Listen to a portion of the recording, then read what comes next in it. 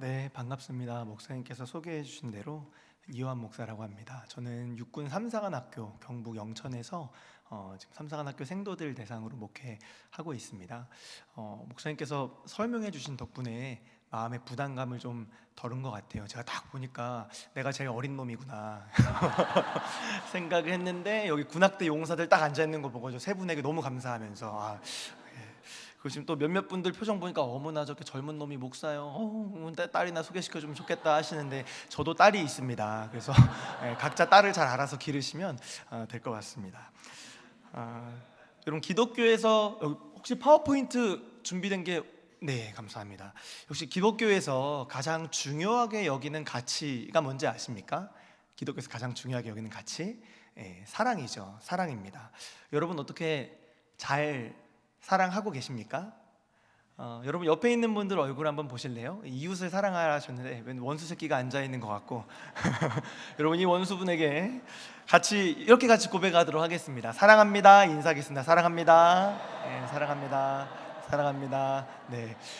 역시 우리 남부교회가 굉장히 분위기가 좋고 사랑이 넘치는 것 같습니다. 근데 몇몇 분들은 보니까 좀 표정이 굳어서 사랑하고 싶지 않아요. 사랑합니다 이렇게 하시는 분들이 있어요. 이를 악물고 좀 뿜어져 나오는 기분이 다 이렇게 웃는 얼굴로 옆에 분에게 다시 한번 웃는 얼굴, 미소를 머금고 사랑합니다. 다시 한번 인사하겠습니다. 사랑합니다.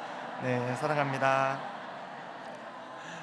네, 감사합니다. 이 기독교의 최고의 가치인 사랑은요, 예수님께서 가르치신 것인데, 사실 제가 성경을 보니까 예수님께서 가르치시는 사랑에는 단계가 있더라고요.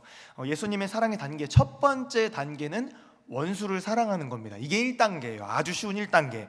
원수를 사랑하고 너를 미워하는 사람을 선대하고 저주하는 자를 위해 축복하고 모욕하는 자를 위해 기도하라. 지금 여러분 표정 보니까 목사님 저는 미워하는 사람 없어요 막 이런 분들 계신 것 같은데, 그냥 안 친한 놈들도 여기 범주 안에 다 들어가는 거예요. 안 친한 놈들, 떡 하나 생겼을 때 주고 싶지 않은 놈, 이게 들어가는 겁니다.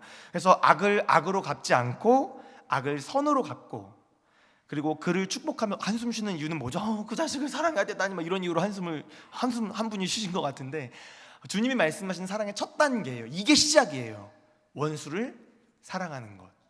나로부터 정서적으로 거리가 먼, 별로 친하지 않은 그 자식을 사랑하는 것, 주님 말씀하신 사랑의 첫 번째 단계예요. 두 번째 단계는 뭘까요? 바로 이웃을 내 몸과 같이 사랑하는 겁니다. 잘 아는 말씀이죠. 이웃을 나 자신처럼 사랑하는 것, 나 스스로를 챙기는 것처럼 이웃을 챙기는 것. 종종 사람들과 이웃과 사귈 때 이놈이 나에게 도움이 될 것인가 아닌가, 축의금을 내가 5만 원 했는데 얘는 3만 원 하네, 이러면서 이제 이웃들과 관계하는 분들이 있어요. 주님의 가르침은 나를 사랑하는 것처럼 이웃을 사랑하는 것. 두 번째 단계입니다. 세 번째 단계는 친구를 사랑하는 거예요. 친구는 목숨보다도 더 사랑하는 겁니다.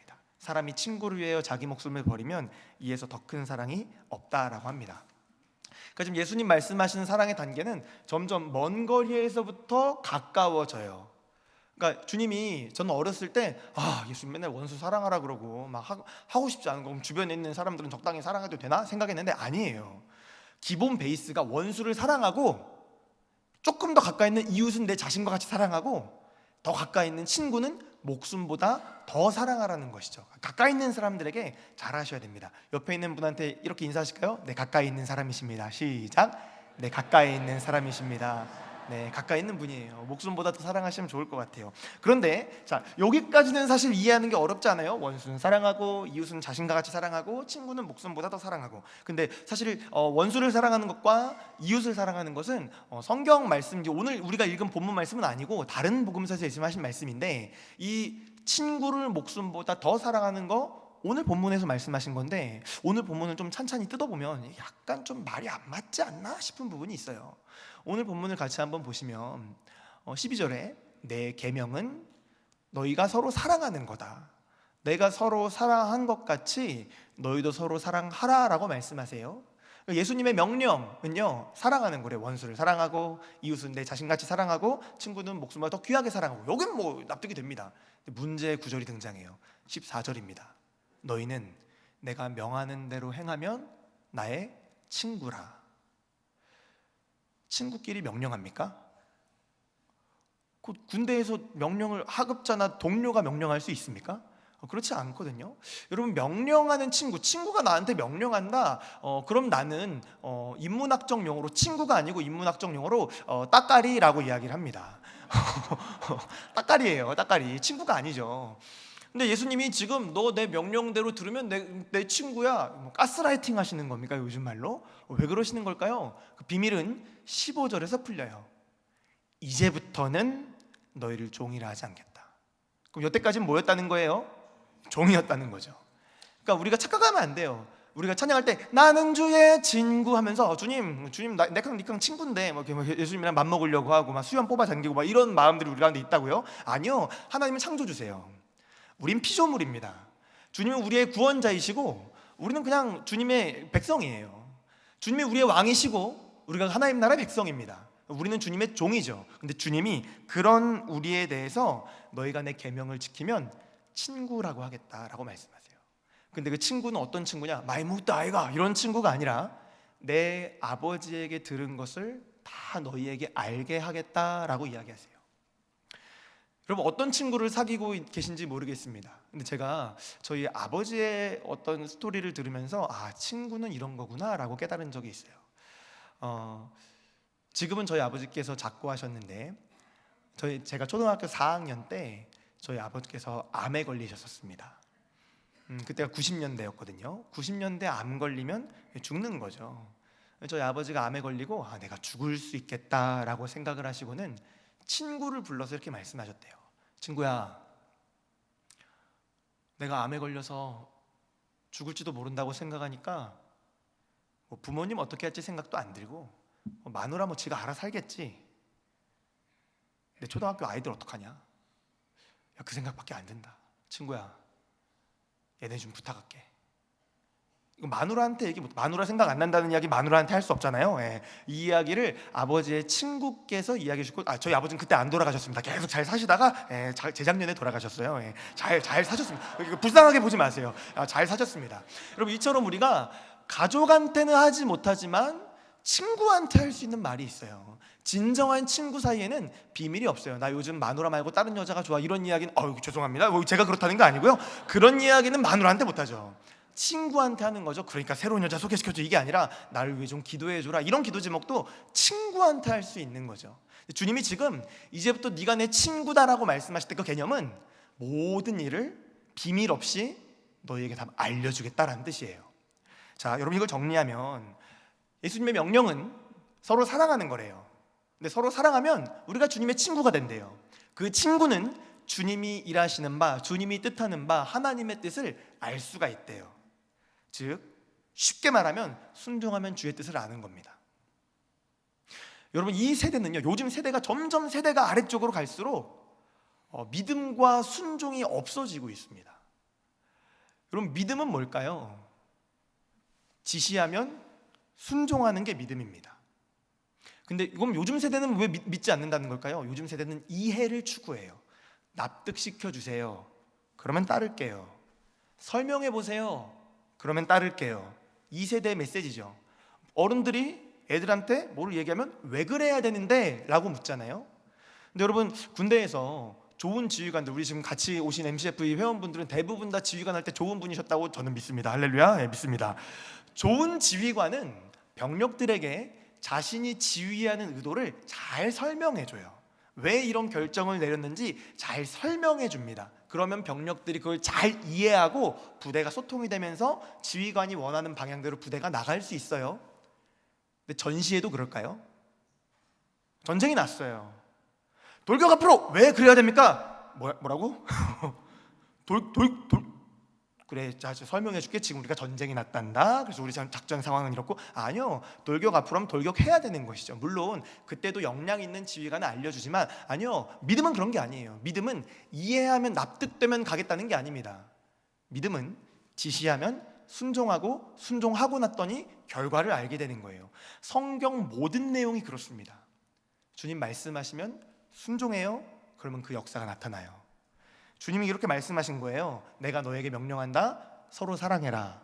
그럼 너희 내 친구가 되고 내가 하나님의 비밀을 알려주겠다. 여러분, 이게 신앙의 선순환 구조예요. 주님이 우리에게 말씀하세요. 그럼 내가 믿음으로 순종합니다. 그럼 그럼 주님의 역사가 나타나요? 하나님 경험해. 너무 좋다. 하나님 이렇게 살아계시구나. 하나님 또 말씀하실 게 있나? 그럼 주의 말씀을 또 들어요. 순종해요. 역사가 나타나요. 기뻐요. 설레요. 또 말씀해요. 순종해요. 역사가 나타나요. 말씀해요. 순종해요. 역사가 나타나요. 이게 신앙의 선순환 구조예요. 여러분 제일 처음 예수님 만나셨을 때 어떠셨어요? 너무 기쁜 거죠. 그 기쁨을 전하고 싶고 막 전도하고 싶고 고난과 핍박과 어려움이 있어도 그땐 기뻐요. 예배드리면서 너무 좋은 거예요. 여러분 제가 같이 복무했던 집사님 중에 권사님 중에 육군훈련소에서 복무할 때 여전도 회장이었던 권사님이 있었어요.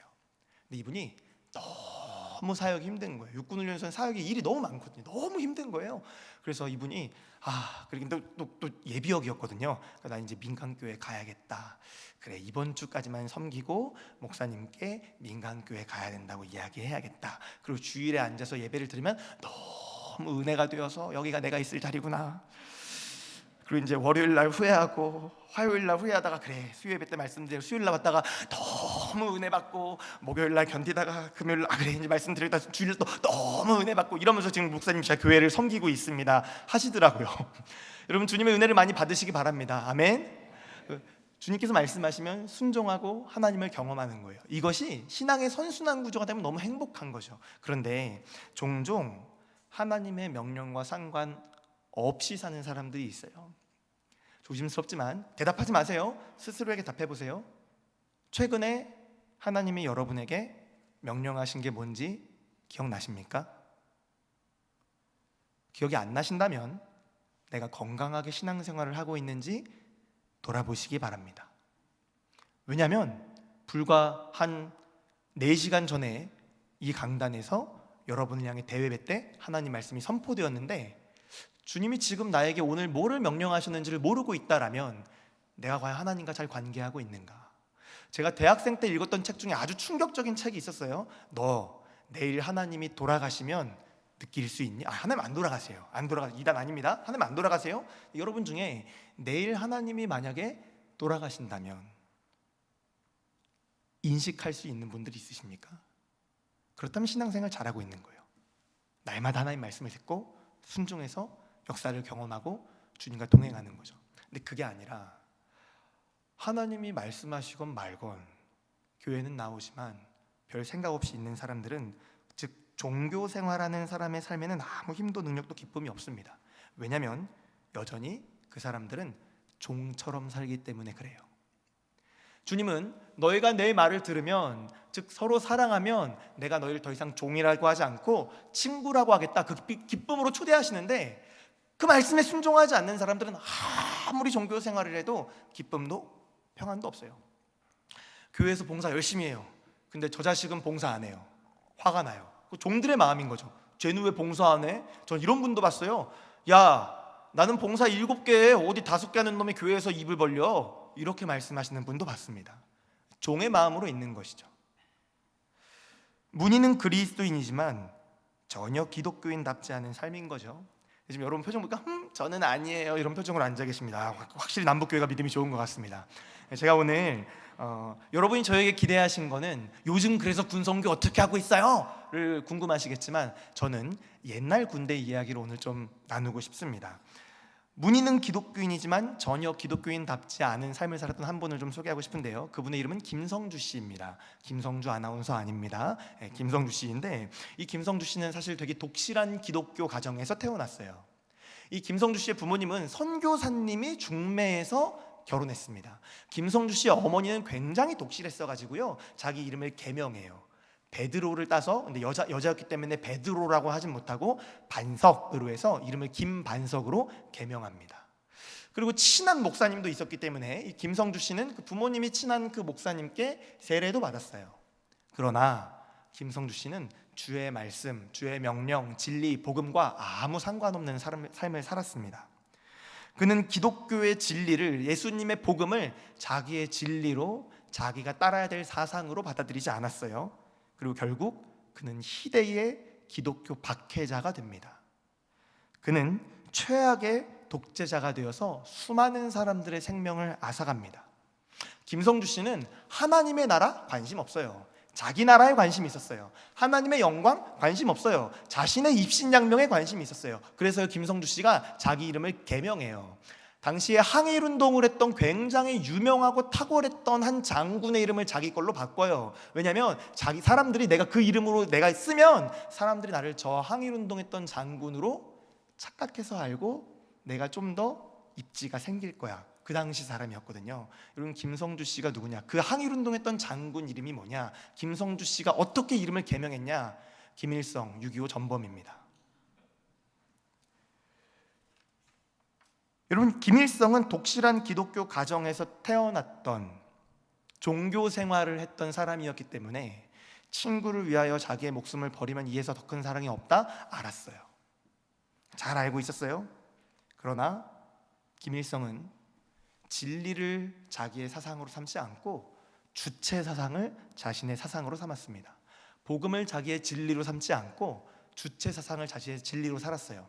자기가 좋아하는 그 인민, 린민을 위해서 자기의 목숨을 내어주기는커녕 자신의 권력욕을 채우기 위해서 린민을 자기 아래에 두기 위해서 소련의 스탈린을 설득해서 6.25를 일으켰고 약 150만 명의 사람들의 목숨을 잃도록 만들었습니다. 그게 종교생활, 종처럼 종교생활을 했던 김일성의 모습이었습니다. 김일성은 분명 머리로는 목숨을 건 사랑에 대해서 알았어요. 때문에 그는 목숨 걸고 사랑하는 기독교를 되게 두려워했습니다. 2016년 8월에 한국으로 귀순한 태영호 전 영국 주재 북한공사가 이렇게 얘기했어요. 북한 당국이 가장 두려워하는 종교는 기독교다.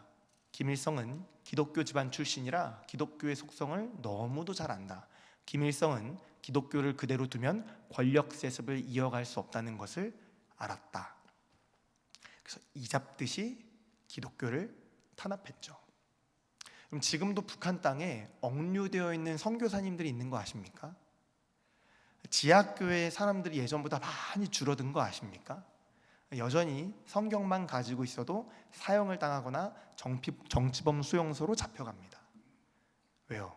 종교를 굉장히 탄압하거든요. 근데 김일성과는 반대로 목숨을 걸고 사랑하는 그리스도인들의 모습이 6.25 전쟁 때는 나타납니다. 6.25는 1950년 6월 25일에 북의 남침으로 시작된 전쟁이죠. 북한은 전쟁을 미리 준비했기 때문에 엄청난 기세로 남한으로 돌격해서 내려왔습니다. 그러다가 1950년 9월에 메가더 장군에 의해서 인천 상륙 작전을 하고 이제 북으로 북진해서 우리가 올라가기 시작해서 서울을 수복하고 평양까지 올라가서 압록강에 다다랐어요. 그랬더니 어떤 일이 일어납니까? 1950년 10월에 중공군이 개입해서 인해 전술로 막 밀고 내려오기 시작했어요. 그리고 제가 지금 말씀드리려고 하는 사건은 1950년 11월 25일 중공군의 2차 공세가 시작되어서 서울이 위협당하는 상황을 좀 말씀드리고 싶습니다. 이때 당시에 미국 공군 군종 목사님 중에 중령 러셀 블레이시델 목사님이 한국에 파병을 왔어요. 이분이 유엔군과 함께 한국에 들어와서 인천 상륙 작전을 해서 이 서울을 수복한 이후에 고아들을 돌보기 시작을 해요. 약 1000명 정도 되는 고아를. 여러분, 군종 목사의 돌봄의 대상에는 고아가 없습니다. 이분이 고아들을 보고 야, 이거 돌봐야겠다. 그래서 인천 상륙 작전을 하고 서울이 수복된 이후에 고아들을 돌봐요. 근데 이 타임라인을 보니까 인천 상륙 작전 다음에 중공군이 투입되고 2차 공세에서 서울이 지금 위협받는다고요. 그럼 당연히 연합군이 어떤 명령을 내렸겠어요? 고아들 데리고 싸워라 뭐 이런 명령 내렸을까요? 아니요. 퇴각해라. 남쪽으로 내려가라. 고아들은 어떡합니까? 놓고 가. 처음에는 고아들을 선박으로 제주도로 날라주려고 했는데 그 배가 결항이 됐어요. 그럼 고아들 어떡하지? 놓고 가. 야, 군종 목사의 돌봄의 대상은 현지인 고아가 아니야. 너 장병들 돌보면 돼. 네, 러셀 목사님이 이렇게 말씀하셨어요. 아이들을 버려두고 서울을 떠날 수 없습니다. 그래서 이분이 기도하면서 하루 종일 방법을 찾다가 은혜로 미 공군 비행기 16대를 지원받기로 약속을 받아요. 수송기 16대로 내일 아침 8시까지 김포공항으로 오면 이걸로 고아 아이들 제주도로 날라주겠다라고 약속을 받아요. 문제가 있어요. 수송기 16대가 있는 김포공항까지 가는데 트럭이 한 대밖에 없어요. 전쟁통이에요. 서울에서 김포까지 가야 됩니다. 1000명. 트럭 한 대로 불가능하죠. 그래서 목사님이 15시간 남았는데 계속 기도하면서 방법을 찾는데 방법이 없는 거예요. 그러다가 이제 아침에 동이 트고 있는데 해병대 트럭 14대가 눈에 들어왔어요. 그래서 목사님이 살짝 구라를 치셨습니다. 상부의 명령이다. 아이들을 즉시 김포공항으로 데려가라. 상부의 명령이다. 구라였습니다. 그런데 이 목사님이 이렇게 하고 14대의 트럭으로 김포공항으로 이동을 해서 약 1000명의 아이들은 무사히 제주도에 도착했습니다. 근데 해피엔딩이 아니었어요. 이 일이 있고 나서 러셀 목사님은 군법회의에 회부됩니다. 그리고 강제 전역 조치를 당하게 돼요. 징계받아서요. 사유는 이거였어요. 첫째, 후퇴 명령에 불복종했다. 둘째, 해병대 트럭을 무단으로 운용했다. 셋째, 고아는 군종 목사의 돌봄의 대상이 아닌데 그거에 너무 집중했다. 전역에 대한 판결을 받고 나서 러셀 목사님이 이렇게 말씀하셨습니다. 제가 아니더라도 누군가는 반드시 해야 할 일이었습니다. 제 일이 죽음에 몰린 아이들을 내버려 두는 것이라면 바로 전역하겠습니다. 군인으로서의 생명을 마감하는 거죠. 이 멋진 말을 영어로 하셨겠죠? 한국말로 이렇게 한 게 아니라 죄가 아니더라도 이렇게 한 게 아니라 영어로 이제 막 하셨겠죠. 자, 근데 러셀 목사님의 이야기만 있는 게 아닙니다. 시간은 더 흘러서 중공군이 3차 공세를 펼칩니다. 그래서 결국 서울은 이제 북한에게 중공군에 함락당하고 서울에서 1사후퇴해서 철수를 하게 돼요. 그리고 4차 공세 때 중공군의 남하를 저지하기 위한 전투가 하나 열려요. 전투들이 많이 있었는데 그 중에 한 전투를 소개하고 싶어요. 바로 지평리 전투라는 것입니다. 지평리 전투는요, 1951년 2월 13일부터 16일까지 양평에서 일어난 전투였는데요, 아주 유명한 전투예요. 여러분, 1차 때부터 4차 때까지 중공군이 공세했는데 한 번도 못 이겼거든요. 딱 한 번 이겨요. 지평리 전투. 이 지평리 전투를 이기고 나서 다시 시작된 중공군의 5차 공세 때부터는 우리가 막아서고 다시 한번 기세를 잡고 북으로 올라가게 됩니다. 그런데 이 지평리 전투에서 좀 눈여겨보고 싶은 사람이 있어요. 그것은 미 23년대의 지휘를 받는 프랑스 대대의 대대장입니다. 이 프랑스 대대장 누구였냐? 랄프 몽클라르 중령이에요. 근데 이 랄프 몽클라르 중령에게는 한 가지 특이사항이 있어요. 사진을 보면 무슨 특이사항이 있는지 알 수 있어요. 계급장입니다. 대대장은 여러분 중령이에요. 중령. 근데 이분의 어깨에는 장군욕에 달려있어요. 장군, 삼성 장군. 중령, 대령, 준장, 소장, 중장. 4단계 위에 있는 계급이 있는 거예요. 제가 중령이라고 소개했는데 왜 이분은 중장일까요? 장군일까요? 6.25 끝나고 진급한 걸까요? 아니요. 이분은 삼성 장군 예비역이었어요. 근데 중령으로 6.25에 나간 겁니다. 여러분, 이 사람은요, 독실한 기독교 집안에서 자랐어요. 어렸을 때 신학교에서 성경을 배웠습니다. 그리고 난 군인의 꿈이 있어. 사관학교에 가서 졸업 후에 이제 장교로 임관을 하게 됩니다. 1, 2차 세계대전에서 명장으로 꼽혀서요, 군인으로서 최고의 영예라고 할 수 있는 드골이라는 상을 받았대요. 그리고 18개의 훈장을 받은 예비군 프랑스 삼성 장군이었습니다. 그런데 6.25가 발발하자 참전하겠다고 하는 거죠. 그러니까 프랑스 국방부 차관이 말려요. 장군님, 이번 전쟁은 우리 프랑스는 대령 이상은 안 나가기로 했습니다. 중령 이하만 나가요. 장군님 못 나가요. 그랬더니 랄프 몽클라르 중장이 이렇게 얘기했어요. 그럼 중령으로 강등되어 가겠습니다 라고 프랑스어로 말씀하셨겠죠. 중령 봉주루 막 이러고 말씀하셨겠죠. 여러분, 중장이 중령으로 간다. 우리 믿음이 좋으셔서 그렇게 하겠다고 말씀하실 것 같은데, 우리 노준 안수 집사님, 제가 너무너무 사랑하는 우리 대령 안수 집사님인데 같이 근무했었던 연대장으로 계셨던 대령이시거든요. 집사님, 소말리아로 파병 대위로 돼서 한번 가시겠습니까? 저러면 안 되는데.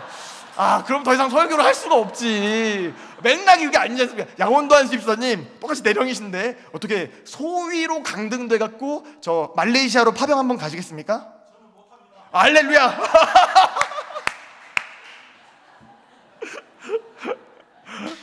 여러분, 제가 웬만한 장군들한테 계속 여쭤봤거든요. 말도 안 되는 소리 하지 말라고 대부분 그러시더라고요.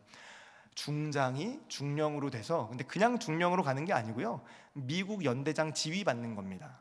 그러니까 우리로 치면 다른 나라에, 그러니까 우리가 유엔군으로 해서 갔는데 프랑스에 내가 삼성 장군인데 프랑스의 대령한테 지휘받는 거예요. 그러니까 이분은 삼성 장군 군단장이에요. 되게 높은 분이에요. 근데 군단의 아래 사단 아래에 있는 연대장에게 지휘를 받는 자리로 내려와야 되는 거예요. 그것도 다른 나라에, 당시 별볼일 없는 미국에. 너무너무 자존심 상하는 일이기 때문에 국가에서 막죠. 안 된다. 이게 무슨 짓이냐. 가지 마라. 안 된다. 더군다나 당시에 랄프 장군에게는 늦둥이 아이가 있었어요. 5개월. 그러니까 부인이 어떻게 했겠어요? 파병수 딱 나오니까 가라 1번, 가지 마라 2번. 몇 번이었을까요? 2번이죠. 어디가 나 혼자 독방 육아하라고. 진짜 전쟁에 미친 거야. 대박이야 진짜. 1차 대전도 하고 2차 대전도 하고 그만해 이제. 진짜 너 미치겠어. 그만 가. 마누라 그랬겠죠. 어디가 독방 육아 싫어. 가지 마. 근데 랄프 중장이 6.25 전쟁에 중령으로 강등돼서 참전을 합니다. 그리고 이 지평리 전투를 승리로 이끄는 거죠. 그리고 이 랄프 중장이요, 전쟁 중에 아들한테 이렇게 편지를 썼어요. 아들아, 언젠가 너는 내가 한국 전쟁에 참전한 이유를 물을 거야. 너와 같은 어린 한국 아이들이 길에서, 물속에서, 진흙 속에서, 눈 속에서 헤매지 않도록 하기 위해서 아버지는 여기 한국에 왔단다.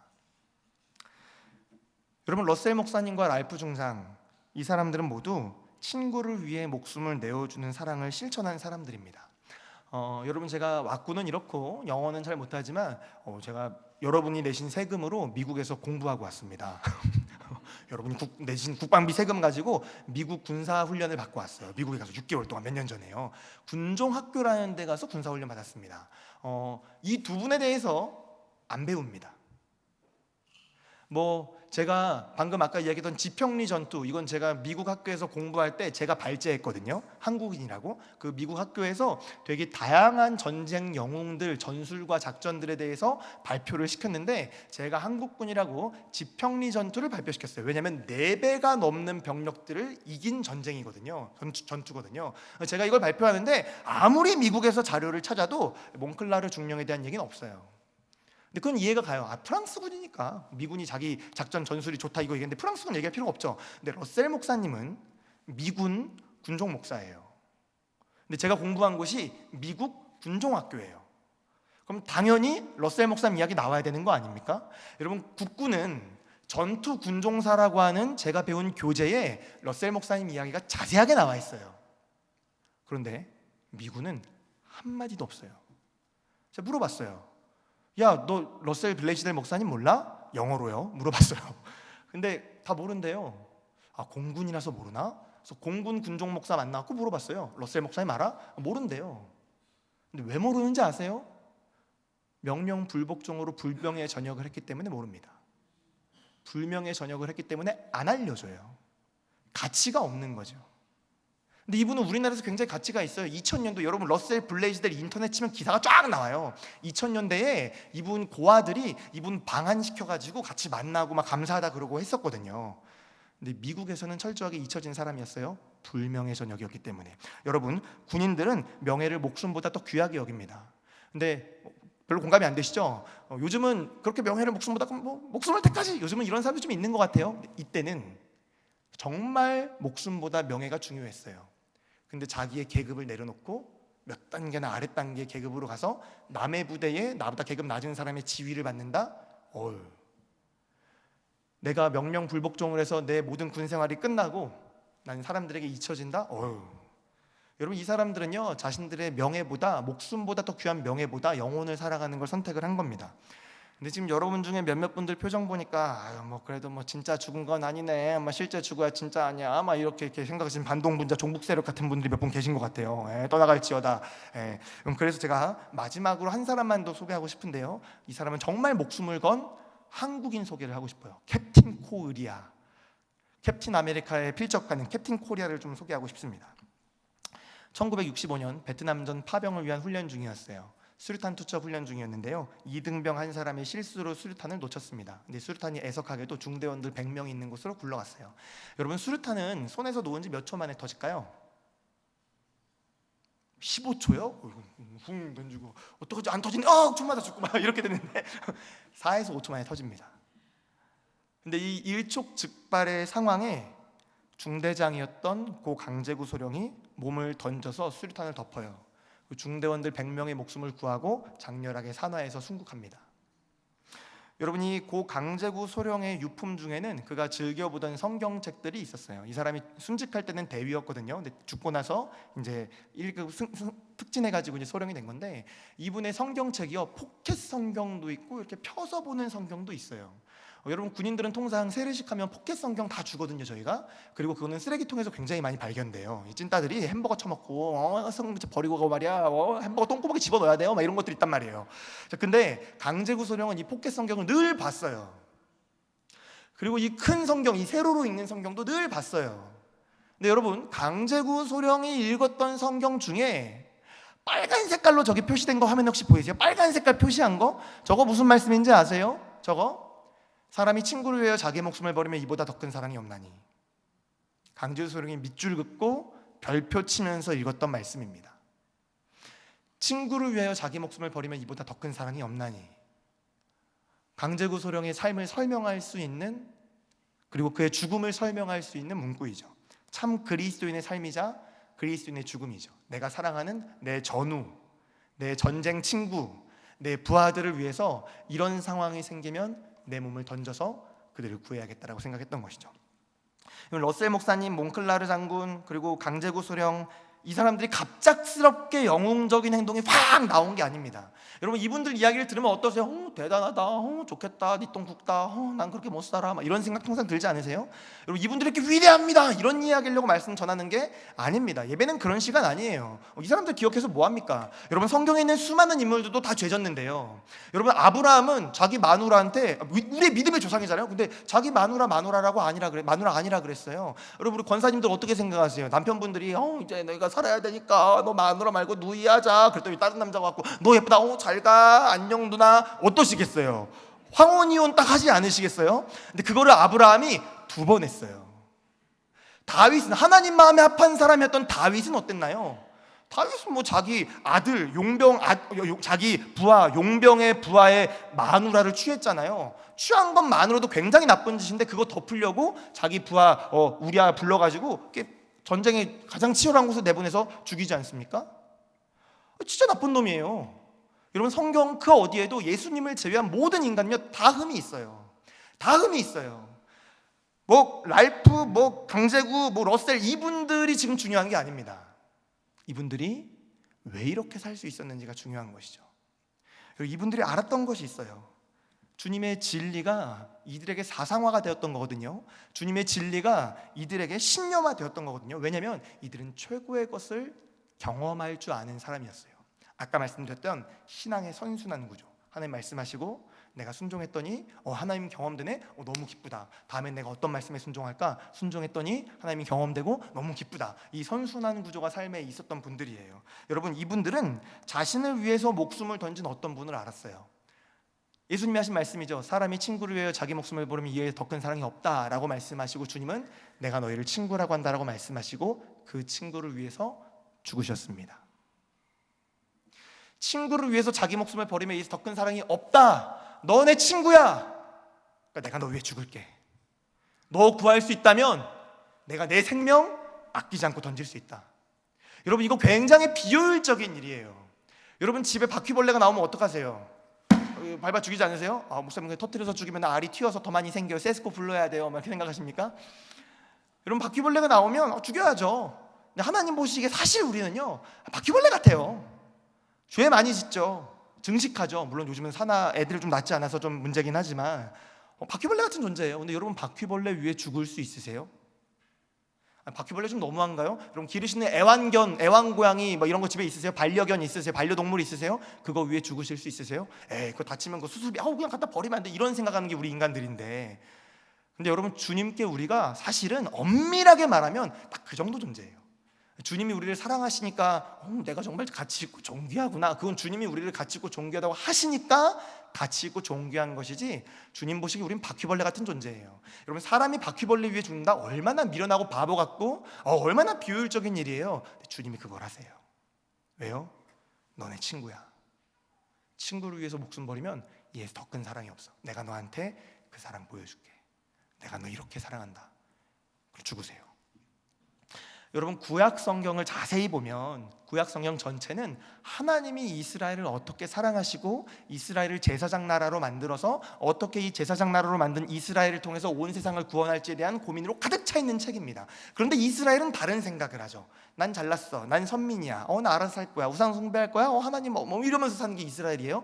하나님이 그 이스라엘이 죄 지으면 용서하고 죄 지으면 용서하고 선지자 보내고 죄 지으면 용서하고, 이게 그냥 구약 성경이에요. 근데 그렇게 하나님께서 이스라엘 계속 도와주고 회복시키고 했던 맨 마지막에 이스라엘이 하는 말씀, 말라기에서 이렇게 얘기해요. 주께서 어떻게 우리를 사랑하셨습니까?